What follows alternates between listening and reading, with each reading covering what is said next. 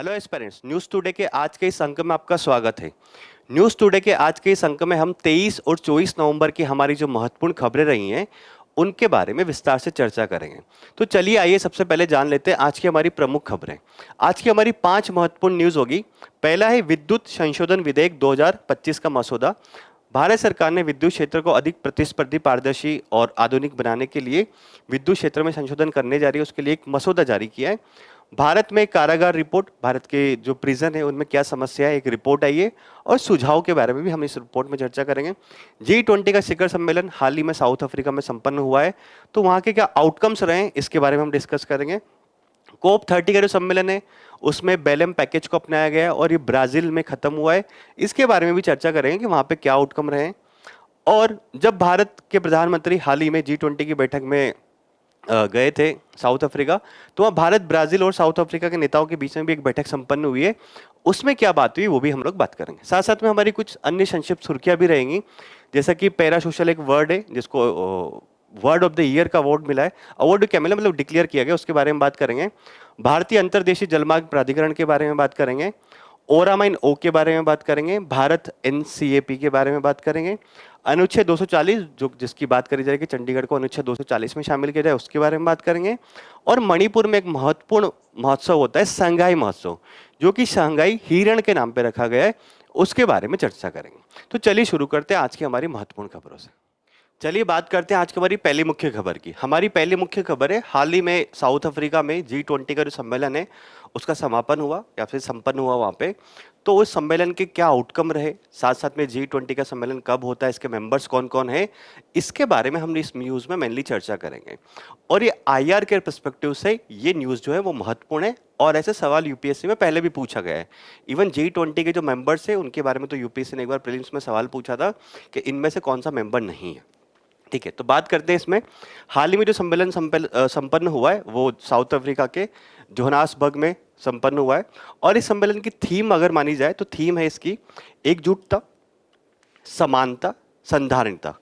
ये इस सम्मेलन की थीम रखी गई थी। और ये अफ्रीका में आयोजित, मतलब अफ्रीका जैसे कॉन्टिनेंट की अगर बात करें तो अफ्रीका में आयोजित होने वाला G20 का पहला शिखर सम्मेलन था।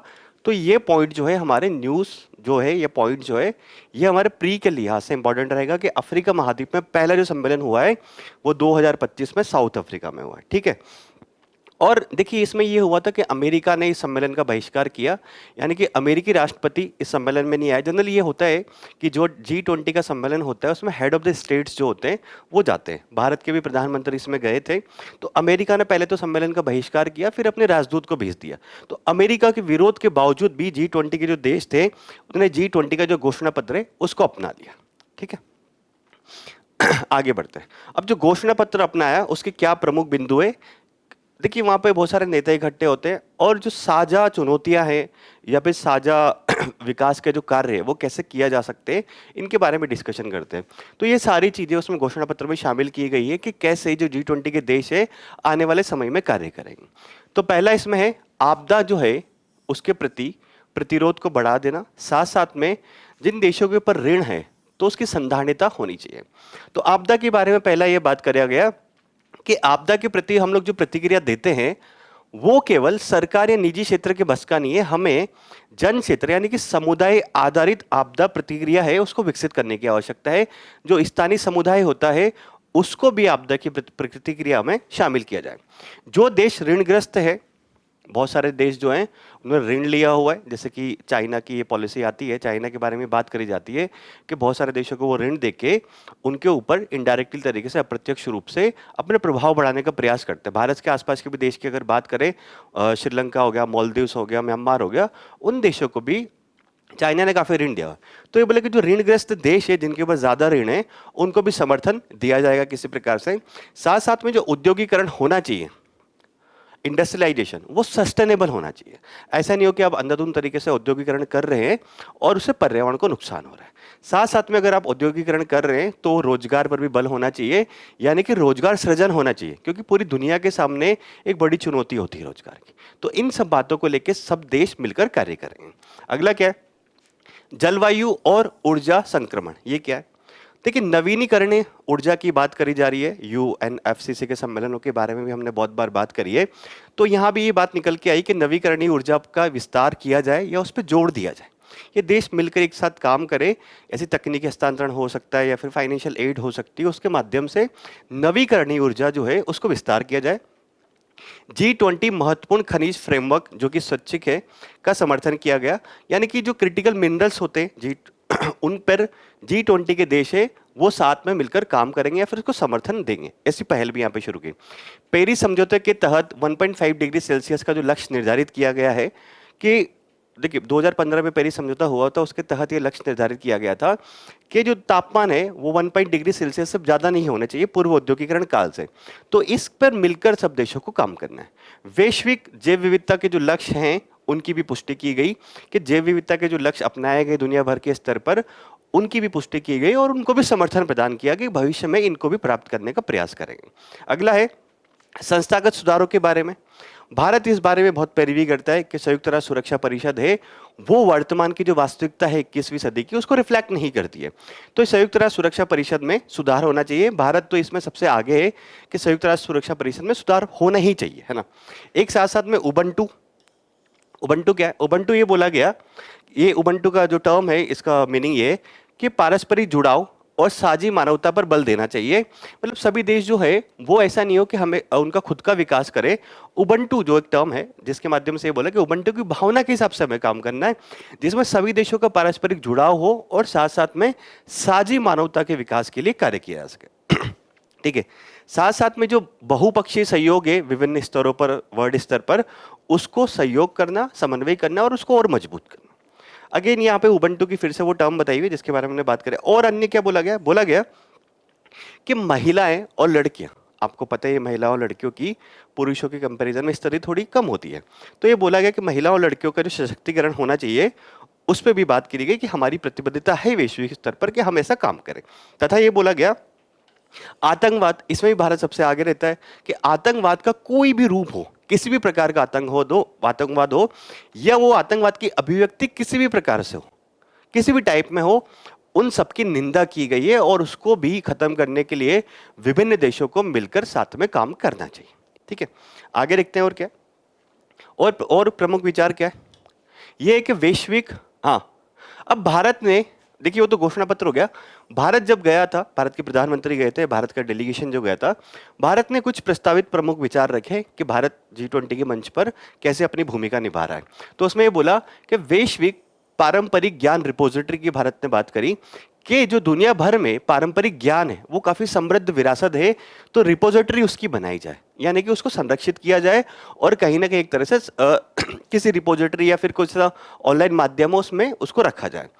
तो इससे क्या होगा कि सामूहिक बुद्धिमत्ता जो हुए है मानव की, उसका हम लोग प्रयोग कर पाएंगे सभी देश मिलकर। अगला भारत ने बोला अफ्रीका स्किल मल्टीप्लायर। ये क्या है?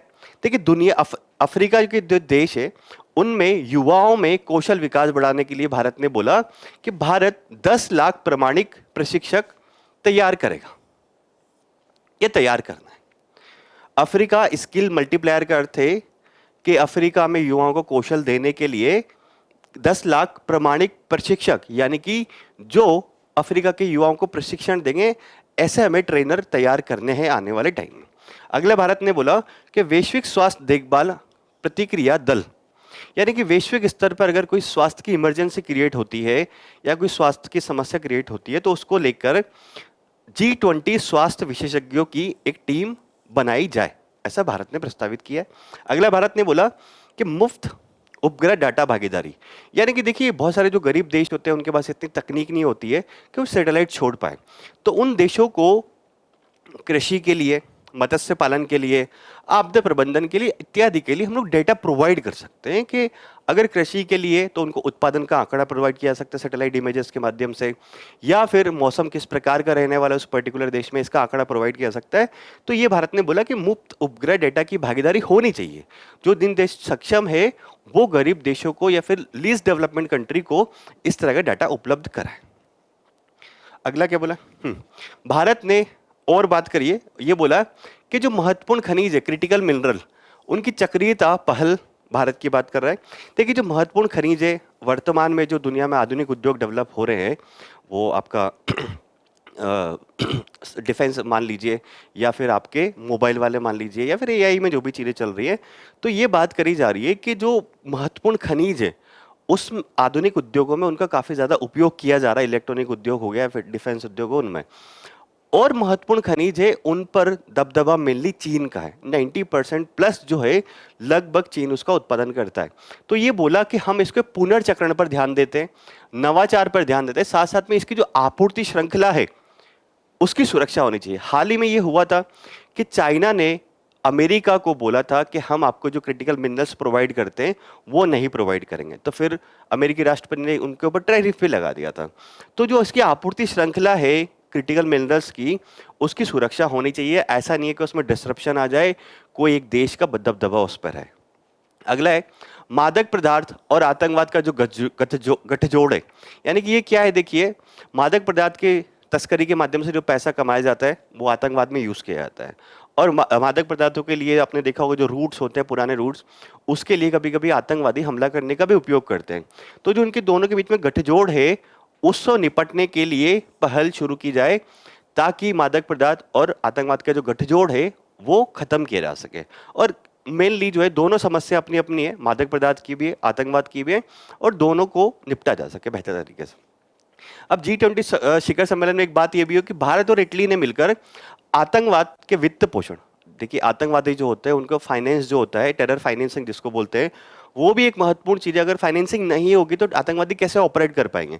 तो आतंकवाद के वित्त पोषण से निपटने के लिए भारत ने इटली के साथ एक संयुक्त पहल शुरू करी है कि भारत और इटली आतंकवाद के टेरर फाइनेंसिंग जो है उससे संयुक्त रूप से निपटेंगे।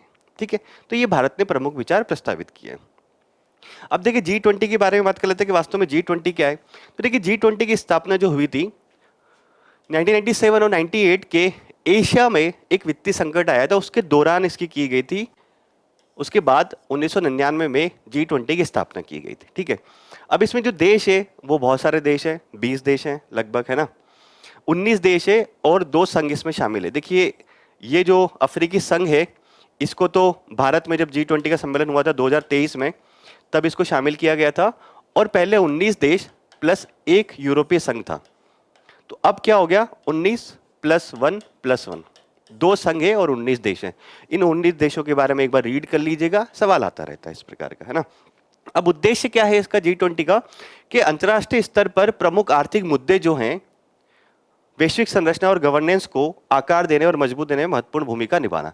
मतलब अंतर्राष्ट्रीय स्तर पर आर्थिक मुद्दे जो हैं उन पर सभी देश मिल बांटकर काम करें, ताकि ऐसा नहीं हो कि वापस से ऐसा वित्तीय संकट आ जाए। क्योंकि वर्तमान दौर में ऐसा होता है कि सब देश एक दूसरे से कनेक्टेड है, इंपोर्ट एक्सपोर्ट करते हैं। तो अगर किसी देश में वित्तीय संकट आता है, कोई देश बैंकरप्ट होता है, तो बाकी देशों के ऊपर भी उसका इम्पैक्ट पड़ता है। तो आर्थिक मुद्दों पर एक वैश्विक संरचना जो बनाई गई है, गवर्नेंस जो है, उसके हिसाब से मिल बैठकर काम करना। ठीक है, और G20 के बारे में बात करें तो G20 का जो वार्षिक सम्मेलन, हर साल इसका सम्मेलन आयोजित किया जाता है, और अध्यक्षता जो होती है इसकी चक्रीय रूप से होती है ना। मतलब आज इस देश के पास है, नेक्स्ट ईयर किसी और देश के पास होगी, और उससे नेक्स्ट टू नेक्स्ट ईयर किसी और देश के पास होगी। सम्मेलन का नेतृत्व जो होता है वो G20 का जो अध्यक्ष होता है, जैसे कि इस सम्मेलन में साउथ अफ्रीका जो है G20 का अध्यक्ष था, और अध्यक्ष को ट्रोइका का समर्थन प्रदान किया जाता है। ट्रोइका एक्चुअल में क्या था, इस टर्म को थोड़ा सा ध्यान रखिए प्रीलिम्स के लिहाज से, कि G20 का वर्तमान अध्यक्ष, इससे पहले वाला अध्यक्ष जहां पे G20 हुआ था, और इससे आने वाला अध्यक्ष जहां पे G20 होने वाला है, इन तीनों को मिलकर ट्रोइका बोलते हैं। तो वर्तमान में साउथ अफ्रीका है, नेक्स्ट आपका अमेरिका में होगा, और इससे पहले ब्राजील में हुआ था। तो ये तीनों देश अभी ट्रोइका में है। ठीक है, ब्राजील, साउथ अफ्रीका एंड संयुक्त राज्य अमेरिका। यानी कि नेक्स्ट 2026 में जो सम्मेलन होगा वो आपको संयुक्त राज्य अमेरिका में होने वाला है। ठीक है, तो ये G20 के बारे में सारी इंफॉर्मेशन ध्यान रखिएगा आप थोड़ी। अब हमारी बात करते हैं हम लोग दूसरी महत्वपूर्ण खबर की। अब हम पिछले एक वीक से ही ये बात सुनते आ रहे हैं कि ब्राजील के बेलेम में COP30 हो रहा है। वहाँ पे अलग अलग चीज़ें हमने देखी कि कौन सा प्रस्ताव कब आया, कौन सा पहल कब शुरू की। अब पैकेज पूरा अपना लिया गया है। जो बेलम में जितनी भी चीज़ें हुई थी वो अंततः सारी की सारी अपना ली गई है देशों के द्वारा।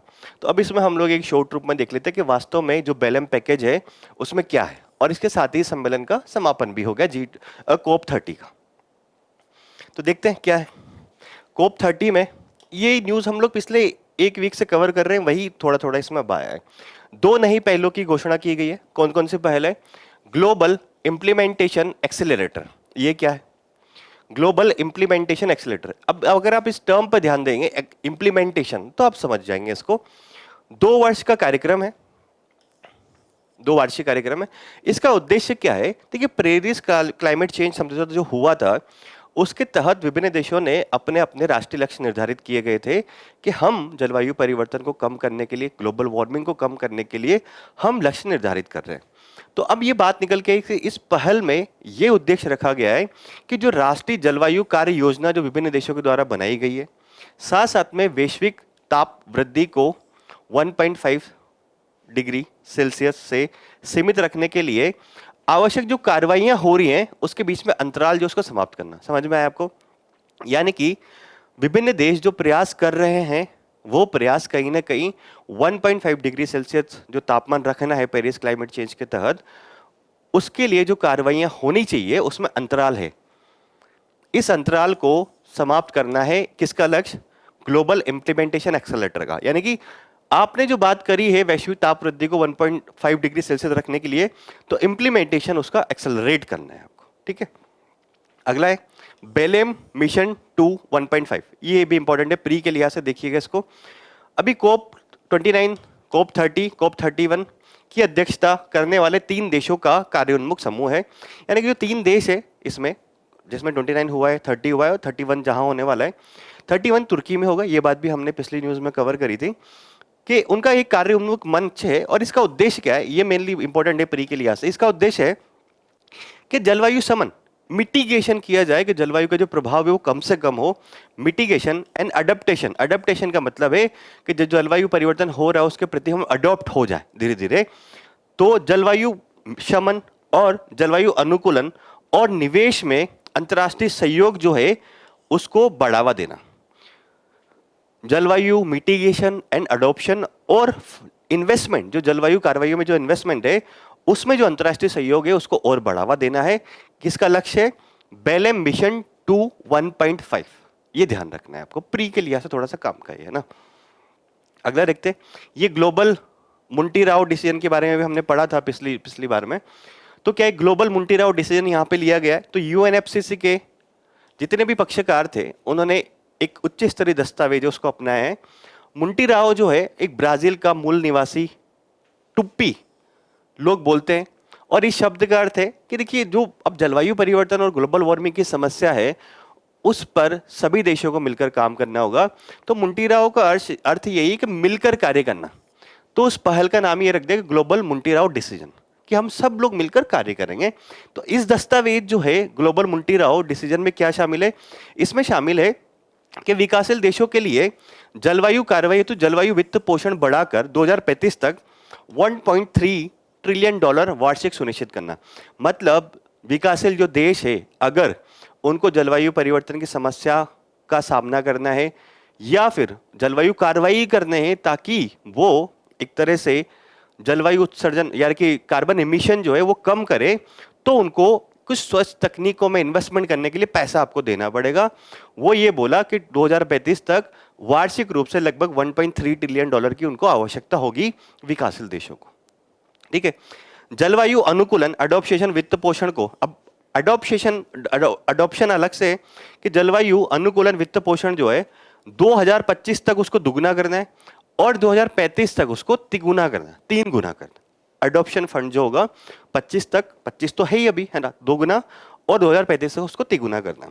COP 30 ने ग्लोबल गोल ऑन अडॉप्शन को भी अपनाया है। मतलब यहाँ पे ये भी अपनाया गया कि ग्लोबल गोल ऑन अडॉप्शन कौन कौन से है। इसमें वैश्विक अनुकूलन की दिशा में प्रगति के आकलन हेतु 60 संकेतक शामिल किए गए। मतलब एक ऐसा ग्लोबल गोल ऑन अडॉप्शन अपनाया गया है ताकि कोई देश कितना अडॉप्शन के प्रति काम कर रहा है कितना नहीं कर रहा है, 60 संकेतकों के आधार पर उसको देखा जाएगा। ठीक है, तो क्या है ग्लोबल मुंटीराओ डिसीजन? एक तो जलवायु वित्त पोषण जो है उसको 2035 तक बढ़ाकर 1.3 ट्रिलियन डॉलर प्रति वर्ष करना। एंड अडॉप्शन के लिए जो फंड है उसको 2025 तक दुगुना और 2035 तक तिगुना करना। ठीक है, नेक्स्ट देखते हैं और क्या इसमें बात करी गई। जस्ट ट्रांजिशन प्रणाली, ये क्या है? इसका उद्देश्य है कि सहयोग हो सभी देशों में, तकनीकी सहायता हो और क्षमता विकास को बढ़ावा देना तथा न्याय संगत एवं समावेशी तरीके से जस्ट ट्रांजिशन। देखिए, जस्ट ट्रांजिशन जो टर्म है उसका अर्थ ये है कि आपको धीरे धीरे नवीनीकरणीय ऊर्जा की ओर बढ़ना है। ठीक है, ताकि जो एमिशन है वो कम से कम हो। तो अगर एमिशन कम से कम हो, साथ साथ में जो आप नवीकरणीय ऊर्जा की ओर जो बढ़ रहे हैं तो उसमें किसी को नुकसान ना हो, वो समावेशी हो और न्याय संगत हो, इसलिए उसको बोला जस्ट ट्रांजिशन। आपको ट्रांजिशन करना है परंतु जस्ट न्याय संगत होना चाहिए, समावेशी होना चाहिए। ऐसी बात इसमें बात करी गई COP30 में, या फिर ये जो पैकेज है इसमें। अब 2 रोड मैप की और घोषणा की गई है, वो क्या है? ये बोला कि वन और जलवायु रोड मैप। ये क्या है? वन और जलवायु रोड मैप के लिए सीधी सी बात है कि वनों की जो कटाई है उसको रोकना है और जहां पर वनों की कटाई हो चुकी है वहां पर वन वापस लगाने यानी कि पुनर्वनीकरण करना है। ठीक है, अगला है जीवाश्म ईंधन का उपयोग उत्तरोत्तर कम करना, यानी कि हम जो जीवाश्म ईंधन का भी उपयोग कर रहे हैं, पेट्रोल, डीजल, कोयला, है ना, उनका धीरे धीरे प्रयोग धीरे धीरे कम करना है हमें, ताकि जो जलवायु परिवर्तन की समस्या है उससे निपटा जा सके। ठीक है, और क्या घोषणाएं हुई COP30 में? देखिए, ये आपके एनवायरनमेंट की जो न्यूज़ है उसके लिहाज से ये पूरी महत्वपूर्ण है। प्री में जनरली सवाल आता है ऐसे, कोप का जो भी रिसेंट सम्मेलन होता है उससे प्री में सवाल जरूर बनता है ना। तो और क्या कार्य एजेंडा था या फिर और क्या घोषणाएं हुई? तो एक है fostering investable national implementation, again pre के लिए महत्वपूर्ण, और इसकी शॉर्ट टर्म और भी इंपॉर्टेंट, फिनी। ये पहल क्या है? इसका उद्देश्य है कि 3 वर्षों के भीतर अनुकूलन निर्माणाधीन परियोजनाओं के लिए $1 ट्रिलियन अमेरिकी डॉलर जुटाना। मतलब ये है कि ग्लोबल अडॉप्शन के लिए, अनुकूलन के लिए जो भी पहले चल रही हैं, अभी जो चली रहे निर्माणाधीन है, उनके लिए 3 वर्षों में $1 ट्रिलियन जुटाना। किसका लक्ष्य है? फिनी या फिर फास्टरिंग इन्वेस्टेबल नेशनल इंप्लीमेंटेशन। ठीक है, फिर उसमें ये बोला कि इनमें से जो 20% जो पूंजी आनी चाहिए $1 ट्रिलियन में, अमेरिकी डॉलर में से, वो आपकी आनी चाहिए 20% निजी क्षेत्र से। तो ये पहल ध्यान रखना इंपॉर्टेंट है प्री के लिए। अगला क्या है? बेलेम स्वास्थ्य कार्य योजना। हमने उस दिन बात करा था कि जलवायु परिवर्तन के स्वास्थ्य पर क्या इंप्लीमेंटेशन हो सकते हैं, ऐसा पहली बार किसी कोप में अपनाया गया है, तो COP30 है। तो स्वास्थ्य खतरों से निपटने के लिए भी पहल यहाँ पे शुरू करी है। इन सब के बारे में हमने डिटेल में बात किया एक दिन ना। ट्रॉपिकल फॉरेस्ट फॉरएवर फैसिलिटी, ये क्या है? तो ये देखिए, अब सिंपल सा नंबर समझ में आ रहा है कि ट्रॉपिकल फॉरेस्ट वो फॉरएवर रहे। तो उष्णकटिबंधीय वन जो है आपके, उनको संरक्षण करना, दीर्घकालिक परिणाम आधारित वित्त पोषण सुनिश्चित करना। तो संरक्षण करने के लिए आपको वित्त पोषण भी जरूरत होना चाहिए। तो वो कहीं ना कहीं ऐसा वित्त पोषण हो जिससे कि कहीं ना कुछ रिजल्ट नजर आए, और दीर्घकालिक होना चाहिए, ऐसा नहीं कि अपने लगा के निकल गए वहां से ना। तो ये पहला तंत्र है, ये बात भी आपको ध्यान रखनी है प्री के लिए। Gender action plan. Gender action plan का सिंपल सा अर्थ होगा आपको कि सभी जेंडर के अनुकूल बजटिंग होनी चाहिए, वित्त पोषण होना चाहिए। महिलाओं के लिए हम लोग बात कर रहे हैं, अब आप बात कर सकते हैं और भी जो ट्रांसजेंडर हो गए उनके लिए भी, कि भाई जेंडर अनुकूल पहल आप शुरू करो या फिर बजटिंग शुरू करो, और उनको उनकी आवश्यकताओं के अनुसार एक वित्त पोषण दिया जाना चाहिए, है ना। साथ ही देशज एफ्रोवंशियस और ग्रामीण महिलाओं के नेतृत्व को भी प्रोत्साहन देगा। मतलब जेंडर एक्शन प्लान है, इसका अर्थ यही है कि जो जेंडर है सभी जेंडर के अनुकूल बजटिंग लानी चाहिए। साथ साथ में ये जो पहल है, कहीं ना कहीं देशज जो जनजातियां होती हैं या फिर एफ्रोवंशियस ग्रामीण महिलाएं जो हैं, उनका भी, उनके नेतृत्व में भी एक तरह से विकास करना या फिर उनके नेतृत्व को भी बढ़ावा देना, ऐसी बात इसमें की गई है। ठीक है, तो क्या क्या हो गया? फिनी, बेलम स्वास्थ्य कार्य योजना, tropical forest forever facility and gender action plan, ये 4 चीज यहाँ पे हुई थी। और ओके, तो ये न्यूज बहुत इंपॉर्टेंट है, देखिए आपको याद रखना ही पड़ेगा, प्री में सवाल जरूर आएगा ये, मान लीजिए आप 2026 में। नेक्स्ट देखते हैं। अब भारत के प्रधानमंत्री हाल ही में ब्राजील गए थे, तो ब्राजील साउथ अफ्रीका भारत के प्रधानमंत्री हाल ही में साउथ अफ्रीका गए थे G20 की भागीदारी करने के लिए। तो ब्राजील, साउथ अफ्रीका और भारत का एक मंच है इप्सा, उसकी भी एक शिखर सम्मेलन हुआ। तीनों देशों के जो हेड ऑफ द स्टेट्स है उन्होंने मिलकर बातचीत करी कि हम किन मुद्दों पर एक तरह से समन्वय कर सकते हैं, सहयोग कर सकते हैं। तो G20 शिखर सम्मेलन के दौरान इप्सपा यानी कि Bharat, India, Brazil, south Africa के नेताओं की बैठक हुई। इस बैठक में भारत ने, अगेन बात भारत ने बोली है कि देखिए यूएनएससी में जो है अब तत्काल सुधार की आवश्यकता है। यूएनएससी वर्तमान की जो आवश्यकता है या फिर जो वैश्विक स्तर पर जो चीज़ है उसको रिफ्लेक्ट नहीं करता, तत्काल सुधार होना चाहिए। वैश्विक शांति और समृद्धि के लिए एकजुट होकर विभिन्न देशों को कार्रवाई करनी चाहिए। इधर रूस यूक्रेन वॉर हो गया हो, इजराइल हमास वॉर हो गया हो, अगर वैश्विक रूप से शांति और समृद्धि अगर स्थापित करनी है तो एकजुट रूप से कार्रवाई होनी चाहिए। सुरक्षित, विश्वसनीय और मानव केंद्रित एआई, मतलब एआई, अभी आपको पता है कि एआई इम्पैक्ट कर रहा है काफ़ी सारी चीज़ों को, टेक्नोलॉजी डेवलप हो रही है। तो एआई जो सुरक्षित हो, विश्वसनीय हो और मानव केंद्रित हो, ऐसा नहीं हो कि एआई जो है वो मानव को नुकसान पहुंचाए, ठीक है।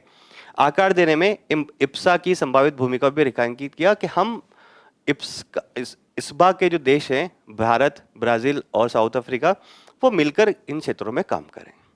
और देखते हैं इसमें क्या हुआ। तो बैठक में भारत के द्वारा कुछ प्रमुख प्रस्ताव दिए गए। वो ये कि संवाद जो है, हम तीनों देशों के बीच में जो संवाद होता है उसका संस्थागत तंत्र अभी मौजूद नहीं है, तो संस्थागत तंत्र बनाते। तो बोला कि सुरक्षा संबंधी मुद्दों पर सहयोग करने के लिए हम एक काम करते हैं, हमारे तीनों देशों के जो नेशनल सिक्योरिटी एडवाइजर होते हैं, जो हमारे यहाँ पे अजीत डोभाल है, उनके बीच में रेगुलर मीटिंग हो, संस्थागत तंत्र ऐसा स्थापित करते हैं। दूसरा, भारत ने बोला कि डिजिटल नवाचार गठबंधन होना चाहिए तीनों देशों को मिलाकर, कि तीनों देशों के बीच में डिजिटल पब्लिक इंफ्रास्ट्रक्चर के साझा के लिए प्रस्तावित है, जैसे कि यूपीआई तीनों देशों में चले, कोविन जो हम लोग वैक्सीन के लिए देखते हैं वो चले, जैसे स्वास्थ्य प्लेटफॉर्म, साइबर सुरक्षा फ्रेमवर्क हो गया, महिलाओं के नेतृत्व वाली तकनीकी पहले, मतलब ये कि डिजिटल नवाचार के लिए तीनों देश मिलकर काम करें, ऐसा भी भारत ने प्रस्तावित किया है कि हम तीनों सहयोग करते हैं इस मामले में, है ना। जलवायु समुत्थानशीलता यानी कि रेजिलियंस कोष, भारत ने बोला कि हम तीनों देश मिलकर जलवायु अनुकूल कृषि के लिए एक इसको क्या इप्सपा कोष यानी कि तीनों देशों का एक कोष स्थापित कर देंगे। मतलब ये बोला कि जलवायु परिवर्तन का कृषि के ऊपर भी काफ़ी प्रभाव होगा, और भारत, साउथ अफ्रीका, ब्राज़ील, इनमें कृषि भी एक महत्वपूर्ण है, क्योंकि ये विभिन्न उनके लोगों को रोजगार देता है। तो कहीं ना कहीं वहाँ पर ये बात निकल कर आई कि जलवायु अनुकूल कृषि के लिए हम तीनों देश मिलकर एक फंड स्थापित कर लेते हैं। तो तीन बातें भारत के द्वारा बोली गई, क्या क्या, कि एक तो सुरक्षा तंत्र के लिए एनएसए की मीटिंग करी जाए हमारे देशों के बीच में लगातार, डिजिटल नवाचार के लिए हम लोग गठबंधन बना सकते हैं, थर्ड रेजिलियंस कोष होना चाहिए, यानी कि जलवायु परिवर्तन का जो कृषि पर प्रभाव होगा उसके लिए एक कोष बना लेते हैं ताकि उसका बेहतर मुकाबला हम लोग कर सकें। अब इस मंच की बात करें तो मंच क्या है, देखिए 2003 में ब्राजीलिया घोषणा के माध्यम से स्थापित किया गया था, तथा उस टाइम पे इसको नाम दिया था इप्सपा संवाद मंच नाम दिया गया था। भारत, ब्राजील, साउथ अफ्रीका तीन देश है, और ये तीनों देश क्या है, तीन महाद्वीप में फैले हुए हैं। दक्षिण अमेरिका में ब्राजील है, अफ्रीका में साउथ अफ्रीका है, और भारत जो है वो एशिया में। तीन महाद्वीपों में फैले हुए ग्लोबल साउथ के देश है, तीनों देश ग्लोबल साउथ के प्रमुख लोकतंत्र भी तीनों देश। तो भागीदारी इनकी थोड़ी सी महत्वपूर्ण आ जाती है कि ग्लोबल साउथ के तीन महत्वपूर्ण देश, तीनों लोकतंत्र देश, आपस में एक दूसरे से मिलकर संवाद कर रहे हैं, समन्वय कर रहे हैं, है ना। उद्देश्य क्या है, एक नई अंतर्राष्ट्रीय संरचना के निर्माण में योगदान देना, वैश्विक मुद्दों पर अपनी अभिव्यक्ति को एक साथ लाना। अगर कोई ऐसे मुद्दे हैं, वैश्विक मुद्दे जिनमें भारत, ब्राजील और साउथ अफ्रीका तीनों का हित साझा है, तो तीनों देश मिलकर उस पर समन्वय करेंगे, सहयोग करेंगे, ठीक है। और क्या है,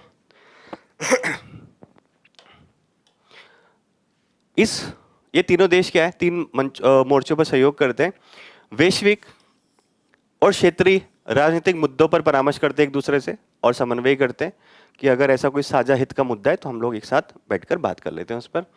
कार्य समूह, जन केंद्रित मंचों के माध्यम से ठोस क्षेत्रों, परियोजनाओं पर त्रिपक्षीय सहयोग, मतलब बहुत सारे जैसे एक्शन ग्रुप बनाए हुए हैं, या फिर जन केंद्रित मंच, पीपल टू पीपल फोरम जो होते हैं, उसके माध्यम से ये देश ये करते हैं कि कोई ना कोई ऐसी परियोजना अगर चल रही है तो हम लोग उसमें त्रिपक्षीय रूप से सहयोग करें। अगला है जो कोष बनाया गया है के माध्यम से, इन तीनों देशों ने मिलकर एक कोष बनाया, उसके माध्यम से ये है कि अन्य विकासशील देशों में परियोजनाएं शुरू करते हैं, उनके भी डेवलपमेंट में सहायता करते हैं, स्किल करते हैं, क्षमता निर्माण करते हैं, रोजगार सृजन का प्रयास करते हैं, उनकी सहायता करने के लिए भी तीनों देशों ने एक फंड बनाया है। तो तीन तीन मोर्चों पर सहयोग कर रहे हैं। राजनीतिक मुद्दों पर परामर्श करना, क्षेत्रीय और वैश्विक, साथ साथ में परियोजनाएं संयुक्त रूप से संचालित करना और अल्प विकसित देशों को भी फंड प्रदान करना या फिर वहां पे परियोजनाएं शुरू करना। ठीक है। अब प्रमुख पहले क्या है जो कि इब्सबा मंच के द्वारा शुरू की गई है। तो एक है ट्रस्ट फंड जो कि 2004 में कार्यरत है। इसने अल्प विकसित देशों जो लीस्ट डेवलपमेंट कंट्री को धनराशि आवंटित की है। मतलब एक फंड हमने जो बनाया था 2004 से ही तीनों देशों ने मिलकर, उसने जो लीस्ट डेवलप कंट्रीज होती है उनको कुछ फंड आवंटित किया है। और ये जो फंड है वो किसके अंतर्गत काम करता है? संयुक्त राष्ट्र का दक्षिण दक्षिण सहयोग कार्यालय जो है वो इस फंड का निधि प्रबंधक है और सचिवालय भी है। संयुक्त राष्ट्र का दक्षिण दक्षिण सहयोग कार्यालय वो इस फंड को देखता है तीनों देशों के ना। अगला क्या है? एक तीनों देशों के बीच में इप्समार, भारतीय, ब्राजील और साउथ अफ्रीका के बीच में एक कहीं ना कहीं नौसेना का भी क्या होता है? समुद्री अभ्यास होता है। तो ये दो प्रमुख पहले हैं।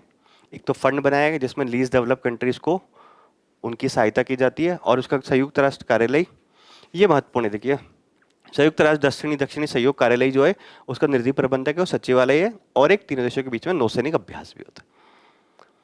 ओके, अगली एक रिपोर्ट आई है उसके बारे में बात करते हैं।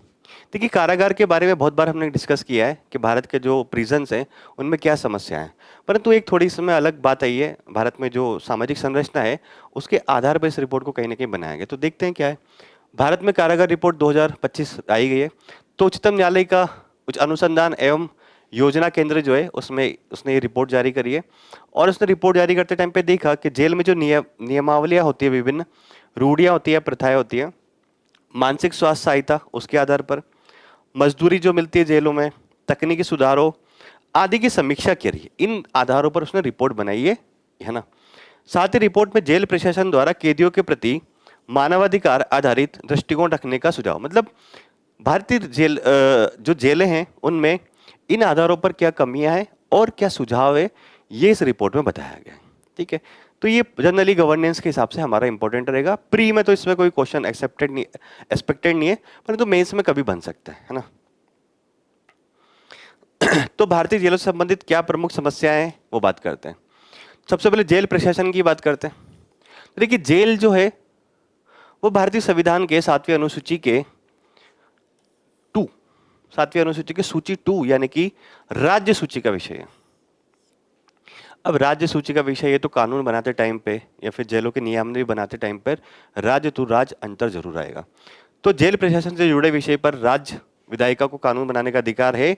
इसलिए अलग अलग राज्यों में जेल प्रशासन का ढांचा है वो अलग अलग होता है।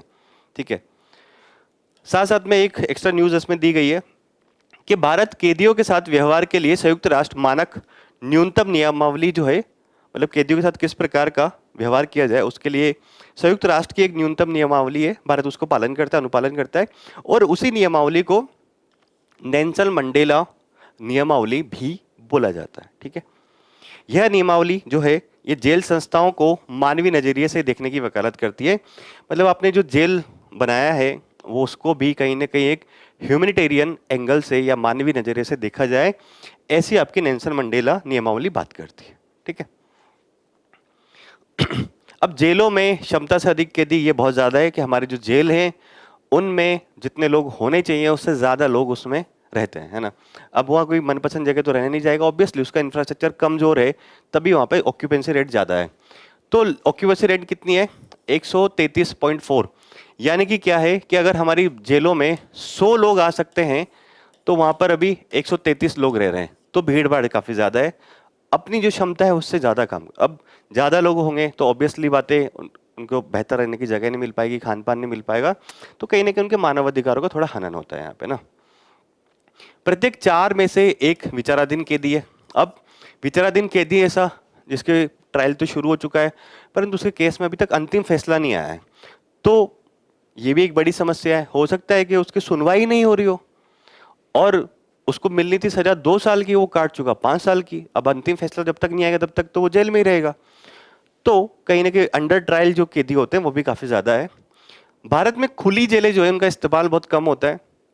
खुली जेल अगर कुछ जगह है भी भारत में, तो उनमें जो ऑक्यूपेंसी रेट है वो 74 है। यानी कि अगर वहां पे 100 लोग रह सकते हैं खुली जेलों में, तो 74 ही रहते हैं। और भारत में खुली जेलों का उपयोग कम ही किया जाता है। एक डर रहता है कि कहीं भाग ना जाए, है ना। रूढ़िवादी सोच कैसे, स्टेरियोटाइप, कि जो कहीं बहुत सारी जो जेल नियमावलियां हैं उसमें ये बोला गया है कि सफाई और स्वच्छता से संबंधित कार्यों को तुच्छ माना गया है और अपमानजनक प्रकृति का माना गया है। मतलब जेल नियमावली ये बोलती है कि सफाई और स्वच्छता संबंधी जो कार्य है, कार्यों कोई कर रहा है तो तुच्छ है या फिर वो अपमानजनक प्रकृति का कार्य है। तो यही रिफ्लेक्ट कर रहा है कानून में या फिर नियमावली में, जो कि हमारे समाज में श्रम विभाजन को निहित दिखता है। मतलब हमारे समाज में भी जनरली यही होता है, हम भी यही सोचते हैं कि साफ सफाई या स्वच्छता संबंधित जो कार्य कर रहा है मनुष्य, वो तुच्छ, मतलब वो मनुष्य तो क्या ठीक है, परंतु आप मानते हो कि कार्य निम्न प्रकृति का है, अपमानजनक है या तुच्छ है, तो आप नहीं करते हो, आप किसी से करवाते हो। और जनरली उसको कौन करता है, निम्न जाति के जो लोग हैं वो करते हैं। तो अब जेल नियमावली में भी ये बात लिखी हुई है, तो देखो कितनी गलत बात है ना, कि भारतीय समाज का जो रूढ़िवादी ढांचा है वो आपकी जेल नियमावली में भी देखने को मिल रहा है। अगला क्या है, जाति के आधार पर भेदभाव भी होता है जेलों में। वो कैसे, कि कुछ जेल नियमावली ऐसी हैं जिनमें जाति के आधार पर कार्य विभाजन किया जाता है। मतलब देखो जेलों में भी कार्य करने होते हैं, तो वहां भी बहुत सी बार ऐसे देखने को मिलता है कि जो भारतीय समाज की जो रूढ़िवादी स्ट्रक्चर है वो जेलों में रिफ्लेक्ट होता है, कि वहां पर भी लोगों को जाति के आधार पर काम कराया जाता है जेलों में। ठीक है, यह अब ये बात जो है ये सुप्रीम कोर्ट ऑलरेडी एक सुकन्या संथा मामले में असंवैधानिक घोषित कर चुका है। सुकन्या संथा मामला ये था, संथा मामला ये था कि एक आदमी था, दलित था, उसको 50 साल का, उसको जिंदा जला दिया था।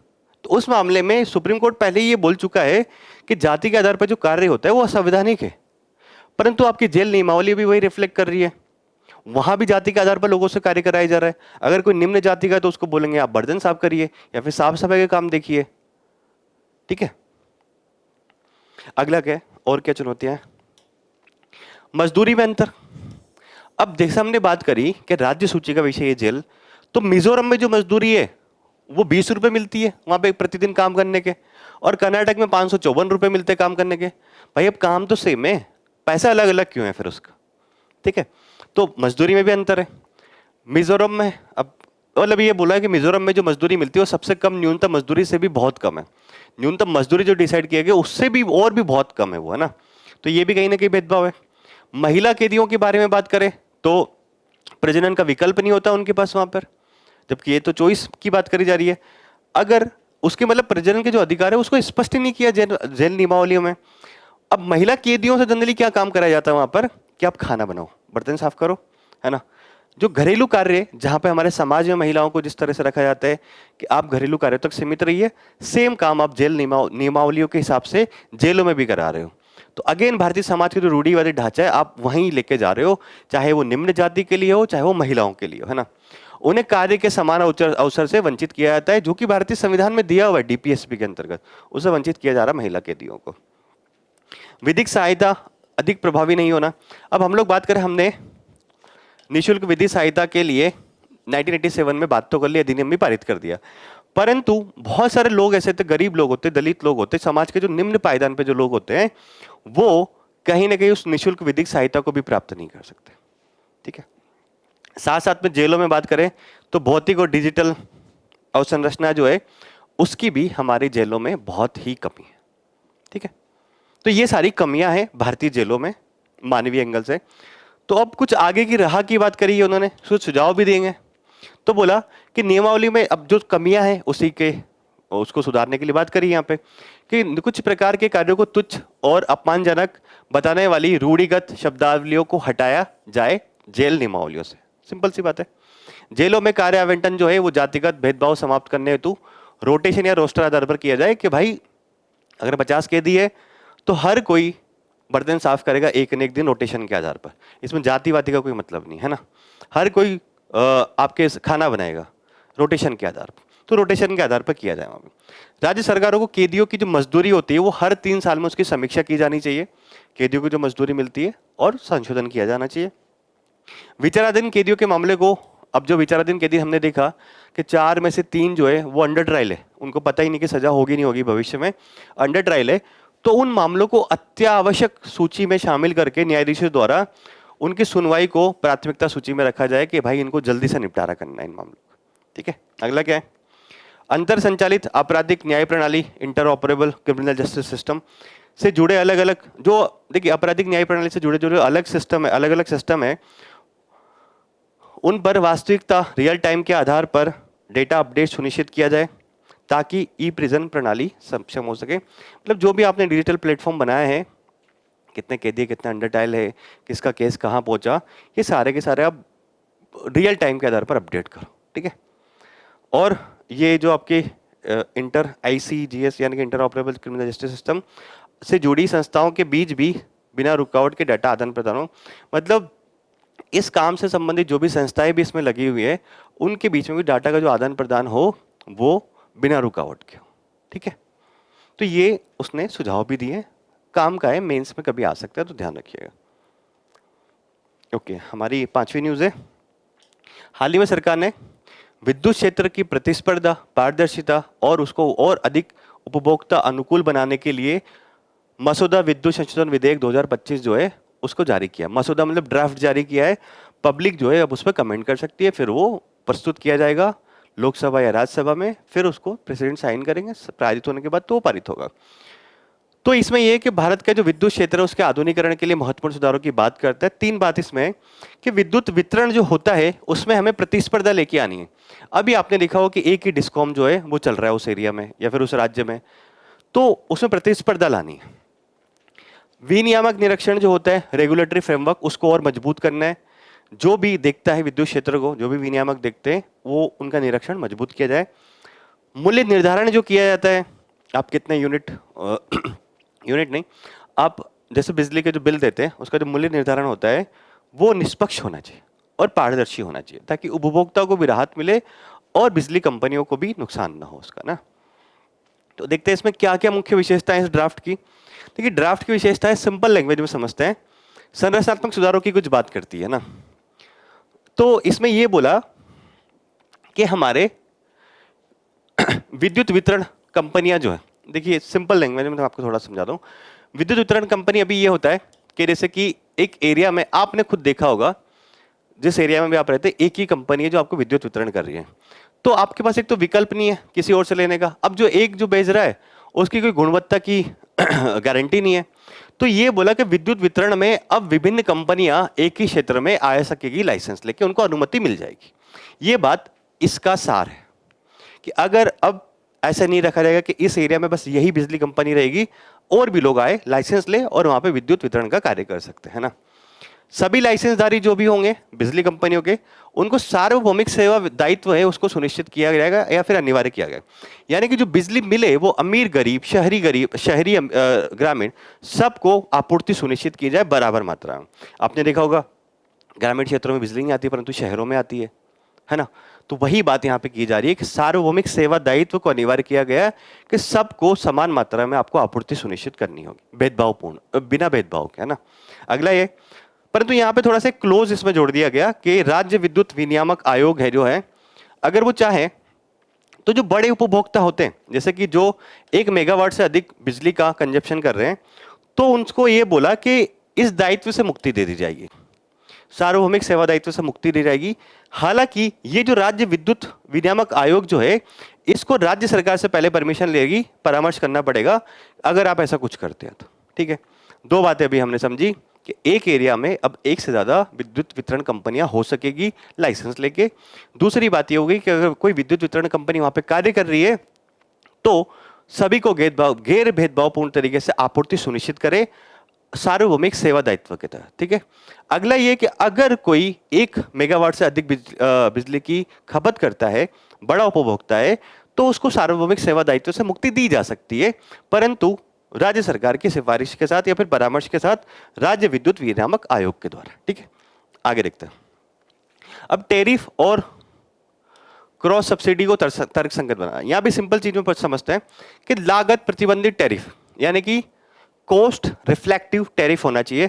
मतलब आप जो बिजली की कीमतें निर्धारित कर रहे हो उसमें जो लागत जितनी लगी है उसी के हिसाब से आप कॉस्ट वसूलिए। ऐसा नहीं हो कि लागत तो लगी हो 9 रुपया और आप वसूल रहे हैं 100 रुपया। एक न्याय संगत तरीके से आपको कोस्ट रिफ्लेक्टिव टैरिफ होना चाहिए, यानी कि लागत प्रतिबंधित रिफ्लेक्टिव टैरिफ को बढ़ावा देना इस अधिनियम का लक्ष्य रखा गया, ये बढ़ावा देंगे।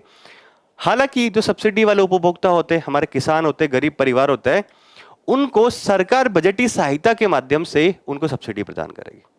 आप यहां तो ठीक है निर्धारित कर दीजिए, जैसे इसमें यह है कि टैरिफ आपने निर्धारित कर दिया कि 10 रुपए प्रति यूनिट बिजली सबको दी जाएगी, परंतु सरकार बोल रही कि जो किसान और गरीब परिवार है उनको कम में देंगे, 8 में देंगे या फिर 7 में देंगे। तो जो डिफरेंस अमाउंट है वो सरकार बजटीय सहायता के माध्यम से प्रदान कर देगी बिजली वितरण कंपनी को। ठीक है, लागत प्रतिबंधित टैरिफ, इसके बारे में मैं बात करते हूँ। देखो सिंपल सा लैंग्वेज में यही है कि जो आपका टैरिफ है वो रिफ्लेक्ट करना चाहिए जितनी कॉस्ट आ रही है उसको। ठीक है, अब क्रॉस सब्सिडी को खत्म करने की इसमें बात करी जा रही है कि देखिए हम जनरली होता क्या है भारत में कि उद्योग हो गया, रेलवे हो गया, मेट्रो हो गया, ये जो उद्योगों को हम ज्यादा मात्रा में बिजली या फिर अधिक रेट पर बिजली बेचते हैं ताकि हमारे जो बाकी उपभोक्ता है, गरीब किसान परिवार, उनको बिजली सस्ती दरों पर उपलब्ध कराई जा सके। तो इससे कहीं ना कहीं भारतीय उद्योग की जो प्रतिस्पर्धात्मकता है वो कम होती है। तो ये बोला गया कि अब विनिर्माण उद्योग हो गए हो या फिर रेलवे हो गया, मेट्रो हो गया, इनके लिए 5 वर्षों के भीतर जो हम ये क्रॉस सब्सिडाइजेशन कर रहे हैं, मतलब यहां से ज्यादा पैसा उगा रहे हैं और उधर लगा रहे हैं, इसको खत्म करना है ताकि हमारे उद्योग जो है वो प्रतिस्पर्धी बन सके। ठीक है, अगला बात करते हैं।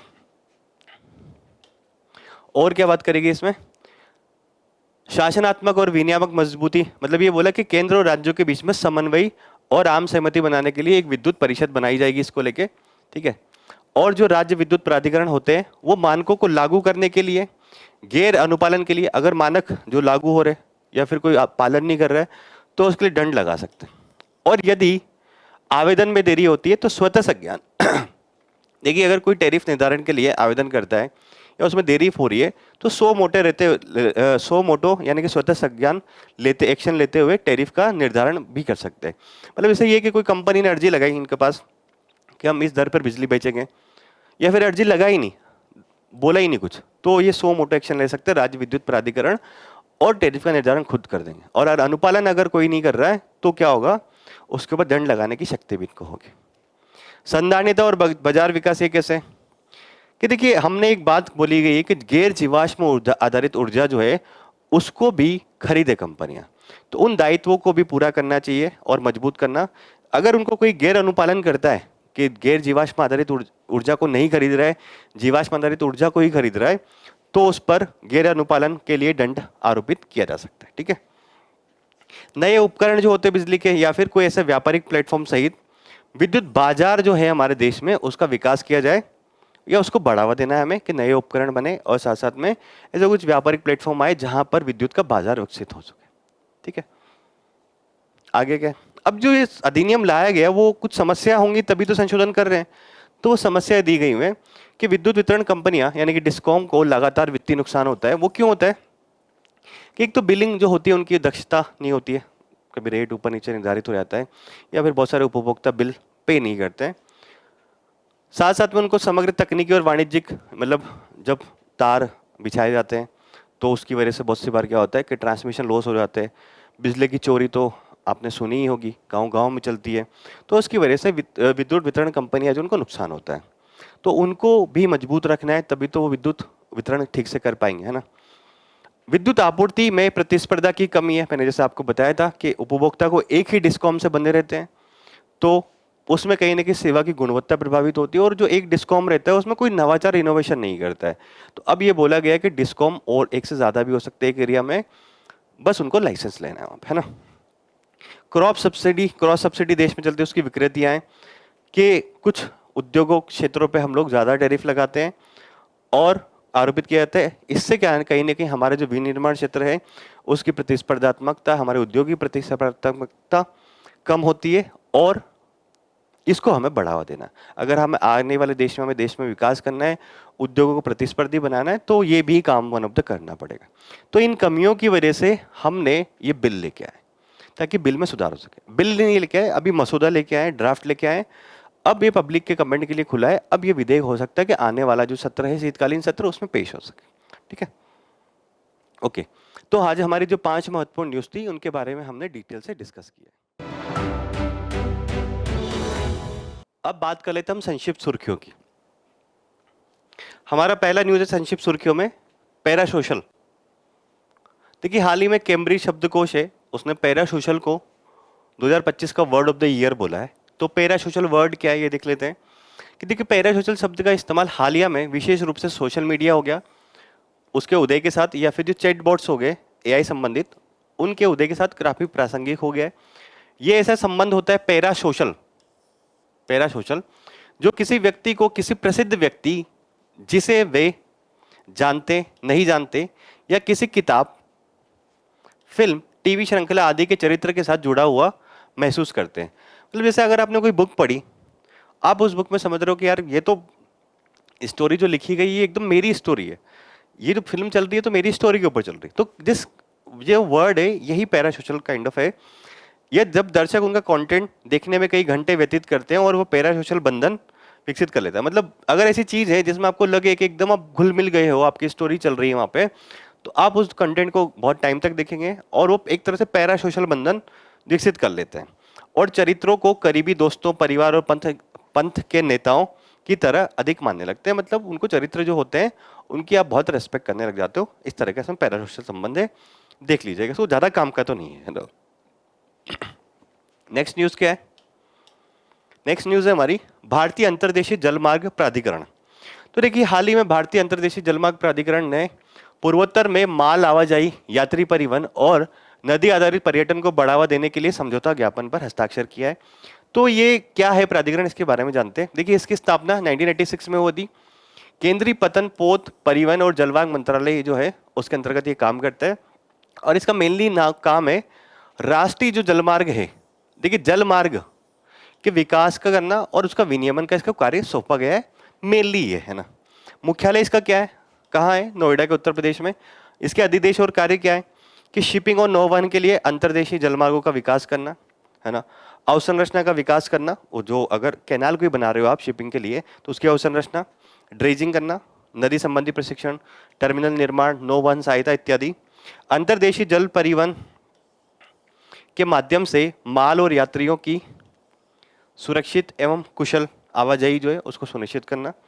राष्ट्रीय जलमार्गों का विकास करना, मतलब एक अधिनियम लाया गया था 2016 में कि राष्ट्रीय जलमार्ग अधिनियम 2016 के लागू होने के बाद लगभग कुल 111 जो है जलमार्ग इस प्राधिकरण के अधिक बनाए जा चुके हैं। मतलब जलमार्ग के अगर क्षेत्र में कोई भी काम हो रहा है, अंतर्देशीय भारतीय अंतर्देशीय जलमार्ग प्राधिकरण उसके क्षेत्र में काम करेगा, जो कि 1986 में बनाया गया था। नेक्स्ट क्या है? ओरामाइन ओ।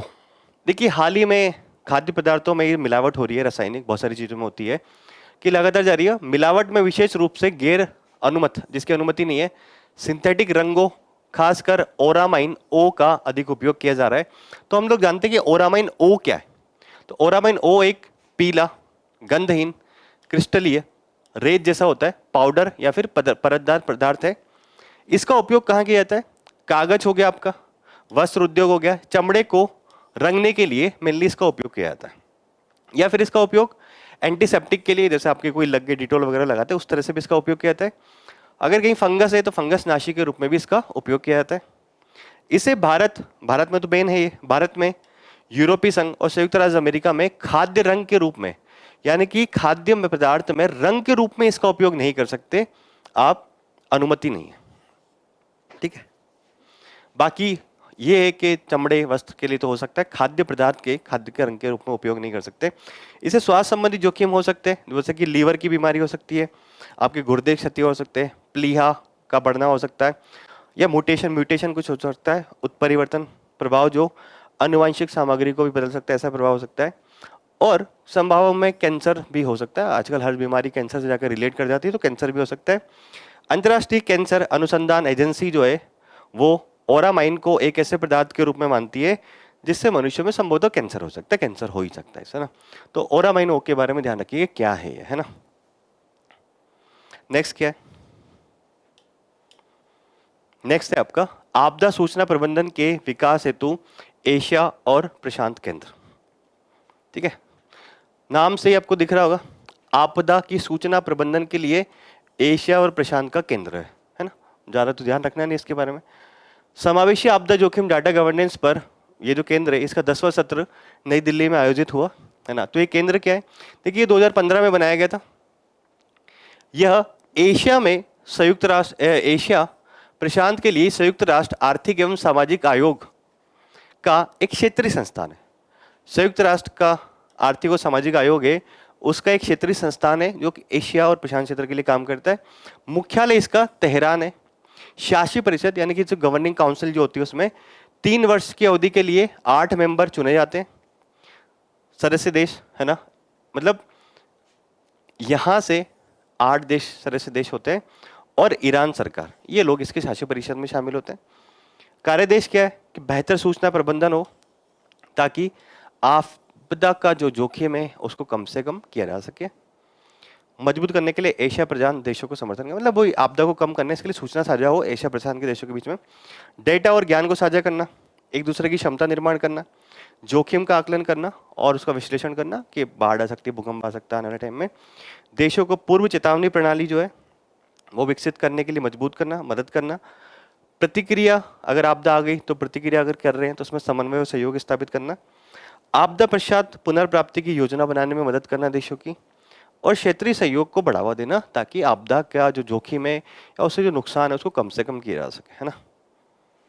सिंपल है ये, इसमें खास वो नहीं है ना। अगला वाले भी नाम से आप समझ जाएंगे क्या है। ऑस्ट्रेलिया, कनाडा, भारत प्रौद्योगिकी और नवाचार, तीनों देशों ने मिलकर प्रौद्योगिकी और नवाचार के लिए कुछ संगठन बनाया है ना, त्रिपक्षीय ढांचा बनाया है। तो हाल ही में जो ये G20 की बैठक हुई थी वहां पे तीनों देश मिले और उन्होंने ऐसी बात करी है।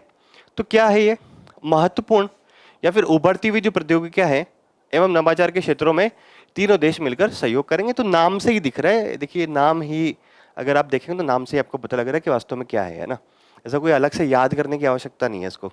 मुख्य फोकस क्षेत्र क्या होगा, नवीकरणीय ऊर्जा या स्वच्छ ऊर्जा के क्षेत्र में काम करना, या फिर क्रिटिकल मिनरल्स की जैसे हमने बात करी उनमें काम करना, और आपूर्ति श्रृंखला जो है उसको मजबूत करना, लचीली करना, है ना।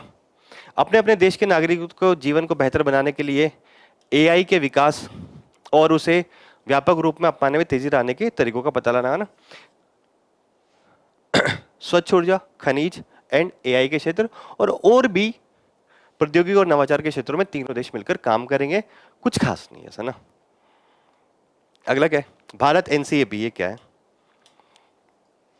सड़क परिवहन और राजमार्ग मंत्रालय ने भारत NCAP 2.0 का संशोधित संस्करण जारी किया, और इसके तहत क्या है कि किसी वाहन की जो रेटिंग होगी उसका मूल्यांकन 5 क्षेत्रों के आधार पर किया जाएगा कि दुर्घटना से सुरक्षा कैसे हो सकती है अगर कोई वाहन टकराता है तो। असुरक्षित सड़क उपयोगकर्ता सुरक्षा, मतलब अगर कोई सड़क उपयोग कर रहा है तो उसके लिए सुरक्षित कैसे कर सकते हैं। सुरक्षित ड्राइविंग, दुर्घटना से बचाव और दुर्घटना बचाव के बाद। मतलब देखिए मेनली अगर आप वापस से टर्म देखेंगे, भारत नई कार आकलन कार्यक्रम, NCAP का फुल फॉर्म है भारत नई कार आकलन कार्यक्रम। यानी कि जो नई कार आ रही है उसको रेटिंग इन 5 मानकों के आधार पर दी जाएगी। आपने देखा होगा, अगर आपने कभी कार खरीदी होगी या फिर देखा भी होगा गूगल पे जाके सर्च किया होगा तो रेटिंग्स आती है अलग अलग कार के विभिन्न मानकों पर। तो इन 5 मानकों के आधार पर अब रेटिंग दी जाएगी, ऐसी बात करी जा रही है ना। शुरुआत कैसे हुई थी इसे दुर्घटना प्रतिरोध रेटिंग के लिए अक्टूबर 2023 में शुरू किया गया था और यह 2027 तक मान्य होगा। उद्देश्य यह है इसका कि दुर्घटना का परीक्षण, आकलन, मानदंडों के आधार पर वाहनों के लिए, देखिए कुछ मत सोचिए, बस रेटिंग देना है कि वो वाहन कितना मजबूत है, दुर्घटना से कैसा बचाव कर सकता है। सिंपल शब्दों में ध्यान रखिए। और ये कार्यक्रम स्वैच्छिक प्रकृति का है, मतलब ये वाहनों के ऊपर ऐसा नहीं है कि लागू हो गई सही, जो लगाना चाह रहा है लगाए इसको इस रेटिंग के माध्यम से, नहीं लगाए तो मत लगाए। रेटिंग जारी करने वाली नामित एजेंसी कौन सी होगी, केंद्रीय सड़क परिवहन संस्थान जो है पुणे में, वो रेटिंग जारी करे। ठीक है। आयोजित परीक्षण ऑटोमेटिक उद्योग मानक 1.97 के अनुरूप इसका क्या होगा, परीक्षण आयोजित किया जाएगा। रेटिंग जारी करेगी आपकी पुणे में स्थित केंद्रीय सड़क परिवहन संस्थान, और आयोजन कौन करेगा, ऑटोमेटिक उद्योग मानक 197 के अनुसार इसका किया जाएगा। तो क्या है, अगर आप ये पूरी टर्म जानेंगे, नई कार आकलन कार्यक्रम, नई कार को रेटिंग प्रदान करने के लिए 5 मानक इसमें दिए गए। सिंपल है। अनुच्छेद 240 हाल ही में न्यूज में आया क्योंकि चंडीगढ़ को बात करी जा रही थी कि उसको अनुच्छेद 240 के अंतर्गत शामिल किया जाए। तो अनुच्छेद 240 क्या है ये, परंतु हाल ही में होम मिनिस्टर ने बोला कि अभी हमारा शीतकालीन सत्र में ऐसा बिल लाने का कोई विचार नहीं है कि हम चंडीगढ़ को अनुच्छेद 240 के अंतर्गत शामिल कर दें। पहले ये बात बोली थी परंतु अब वापस से चेंज कर दिया। तो चंडीगढ़ के बारे में बात करें तो केंद्र शासित प्रदेश है। तो देखिए अगर अनुच्छेद 40 के अंतर्गत लाएंगे इसको केंद्र चंडीगढ़ को, तो फिर क्या होगा, अभी क्या होता है चंडीगढ़ का जो राज्यपाल होता है ना, यानी कि पंजाब हरियाणा का जो राज्यपाल होता है वही चंडीगढ़ का प्रशासक भी होता है। अगर अनुच्छेद 240 में शामिल कर लिया तो चंडीगढ़ के लिए अलग से प्रशासक नियुक्त कर सकेगी केंद्र सरकार। ठीक है, वर्तमान में पंजाब का राज्यपाल, पंजाब का नहीं हरियाणा का नहीं, पंजाब का ओनली राज्यपाल, वापस से देखते हैं ना। वर्तमान में क्या है कि जो पंजाब का राज्यपाल होता है वही चंडीगढ़ का प्रशासक होता है, वही उसको देखता है ना। और चंडीगढ़ जो है पंजाब हरियाणा दोनों की राजधानी भी है आपके, है ना। तो अब केंद्र सरकार अगर इसको 240 के अंतर्गत शामिल कर लेती है तो चंडीगढ़ का अलग से प्रशासक नियुक्त किया जा सकेगा। पंजाब का राज्यपाल फिर प्रशासक नहीं रहेगा चंडीगढ़ का। ठीक है, तो 240 में और क्या बात शामिल है देखते हैं। राष्ट्रपति को जैसे 240 कहाँ का है, अंडमान निकोबार, लक्षद्वीप, दादरा नगर हवेली तथा दमन एंड दीव सहित कुल कुछ केंद्र शासित प्रदेशों की शांति, प्रगति और प्रभावी शासन के लिए नियम बनाने की शक्ति देता है। मतलब अनुच्छेद 40 में अगर शामिल कर लिया जाएगा तो फिर राष्ट्रपति ये है चंडीगढ़ में इंटरफेयर कर पाएंगे किस मामले को लेकर, शांति, प्रगति और प्रभावी शासन। इंटरफेयर करे या फिर शासन के लिए वहां पे काम करे, परंतु उनके पास शक्तियां इसकी आ जाएगी। राष्ट्रपति के पास शक्ति आ जाएंगी, इसका मतलब क्या है, केंद्र सरकार के पास शक्ति आ जाएगी। तो केंद्र सरकार कहीं ना कहीं ये चाह रही है कि चंडीगढ़ जो है उसमें एक प्रशासक नियुक्त किया जाए अलग से, पंजाब के राज्यपाल के अलग से, ताकि चंडीगढ़ में थोड़ा कंट्रोल हो सके उनका ना। अब उसके पीछे जो भी राजनीति है उसको तो हम लोग नहीं जाते, परंतु आर्टिकल 240 क्या है ये ध्यान रखिएगा। वर्तमान में कहाँ का लागू है, अंडमान निकोबार द्वीप समूह, लक्षद्वीप, दादरा नागर हवेली, दमन दीव में लागू है। शांति, प्रगति और प्रभावी शासन के लिए राष्ट्रपति वहां पर नियम बना सकता। संघाई महोत्सव की बात करते हैं। देखिए ये महोत्सव मणिपुर में शुरू हुआ और संघाई महोत्सव क्या है, एक वार्षिक 10 दिवसीय सांस्कृतिक महोत्सव होता है। इसका नाम संघाई हिरण जो है उसके नाम पर रखा है। और संघाई हिरण क्या है इसके बारे में यूपीएससी ने 2016 के आसपास सवाल ही पूछा है। संघाई हिरण को ब्रो एंटलर्ड बियर्ड डियर के रूप में जाता है। ये एक दुर्लभ प्रजाति का हिरण है जो कि केवल इस बात के ऊपर यूपीएससी ने सवाल पूछा था, जो कि केवल भारत के केव बुल लामजाओ राष्ट्रीय उद्यान है मणिपुर में, वहां पर यह संघाई हिरण पाया जाता है। तो इस वजह से यूपीएससी ने सवाल पूछा। अब केबुल लामजाओ राष्ट्रीय उद्यान जो है ये विश्व का एकमात्र तैरता हुआ राष्ट्रीय उद्यान है, जो कि कहाँ है, आपके मणिपुर में। इंपॉर्टेंट न्यूज है, देखिए वापस से कभी भी आ सकता है। ठीक है, ये दोनों न्यूज महत्वपूर्ण है। संघाई हिरण यहां पाया जाता है और ये जो है वो विश्व का एकमात्र तैरता हुआ राष्ट्रीय उद्यान है ना। और ये कहाँ स्थित है, और मणिपुर की जो लोकटक झील है, ये अगेन इंपॉर्टेंट फैक्ट, लोकटक झील जो है वहां पर स्थित। ये तीनों इंपॉर्टेंट फैक्ट है। संघाई हिरण केबुल लामजाओ नेशनल पार्क में पाया जाता है। केबुल लामजाओ नेशनल पार्क जो है वो विश्व का एकमात्र तैरता हुआ नेशनल पार्क है। वो कहाँ स्थित है, लोकटक झील के आसपास। ठीक है, अब जो इसमें जो संघाई महोत्सव, इसमें क्या क्या किया जाएगा, नृत्य किया जाएगा, संगीत किया जाएगा, हथकरघा, हस्तशिल्प, व्यंजन, साहित्यिक गतिविधियों के माध्यम से एक तरह से मणिपुर की परंपरा को प्रदर्शित करेगा आपका संघाई महोत्सव। ठीक है, समझ में आया। ये न्यूज इंपॉर्टेंट है, इसको थोड़ा सा ध्यान रखना है आपको, ये 3 फैक्ट ध्यान रखना है। ठीक है, ओके।